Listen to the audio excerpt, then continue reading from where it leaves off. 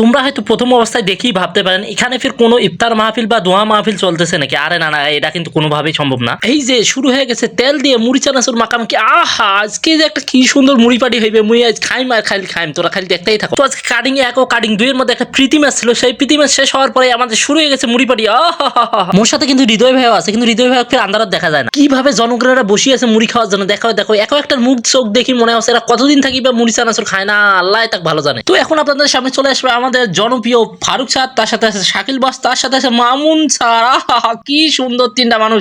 দেখো দেখো দেখো কি করতেছে, খালি দেখো। ফারুক স্যার মামুন স্যারকে বলতে কে হারছে কে জিতছে এটা কোনো দেখার বিষয় না, আমরা হচ্ছে পরম দুইজন প্রাণের ভাই। এখন আমার সৌখ্য কথা আমরা দুইজনে মিলিয়ে একটা পেট ভরি মুড়ি খাবো, ঠিক আছে ভাই? এই যে এটা কোনো দেখো, এখন আর কেউ কারো পাকে দেখে না, সবাই খালি খাওয়াছে আর খাওয়াছে।